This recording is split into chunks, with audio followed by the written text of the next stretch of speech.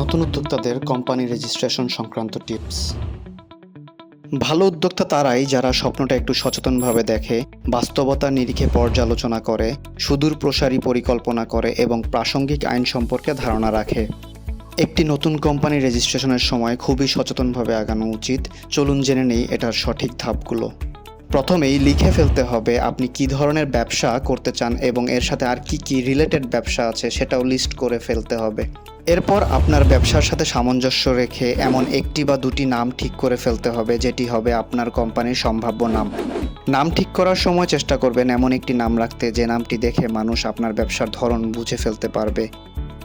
এক্ষেত্রে সুন্দর একটি নাম দেখে আপনি কাস্টমার পেয়ে যেতে পারেন। তবে নাম ঠিক করার সময় খুব খেয়াল রাখতে হবে যাতে অন্য কোনো কোম্পানির নামের সাথে সামঞ্জস্য চলে না আসে, কারণ সেক্ষেত্রে আপনি কোম্পানির নামের ছাড়পত্র নাও পেতে পারেন। নতুন একটি কোম্পানি করার সময় অথরাইজড ক্যাপিটাল ও পেইড আপ ক্যাপিটাল কত হবে সেটা ভালোভাবে চিন্তা করে নেবেন, কারণ অথরাইজড ক্যাপিটালের উপর সরকারি ফি নির্ধারণ হবে এবং পেইড আপ ক্যাপিটালে ডিরেক্টরগণের শেয়ার ভ্যালু যার যার ব্যক্তিগত ট্যাক্স রিটার্নে পরবর্তী কর বর্ষে তাদের রিটার্নে ইনভেস্টমেন্ট হিসেবে দেখাতে হবে।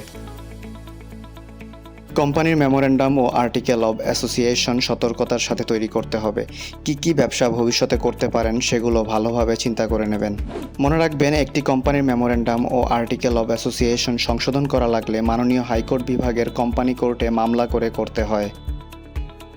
ভবিষ্যতে ঝামেলা এড়াতে কোম্পানির ডিরেক্টরদের নাম, ঠিকানা, জাতীয় পরিচয়পত্র, কর সংক্রান্ত তথ্যাদি, কোম্পানির ঠিকানা ইত্যাদি সতর্কতার সাথে লিপিবদ্ধ করতে হবে।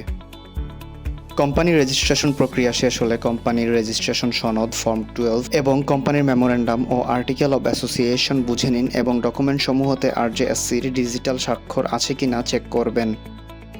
কোম্পানি ভালোভাবে গতিশীল রাখার জন্য এবং অনাকাঙ্ক্ষিত আইনি ঝামেলা থেকে বিরত থাকতে কোম্পানি রেজিস্ট্রেশনের 18 মাসের মধ্যে প্রথম AGM করুন এবং পরবর্তী 15 মাসের মধ্যে AGM করবেন। নিয়মিত বাৎসরিক রিটার্ন জমা দিন। যদি কখনো কোম্পানির শেয়ার ট্রান্সফার কিংবা কোম্পানি অবসায়নের প্রয়োজন হয় তবে তা যথাযথ আইনি প্রক্রিয়া অনুসরণ করে সম্পন্ন করবেন। ভিজিট করতে পারেন আমাদের ওয়েবসাইট lawfornations.com।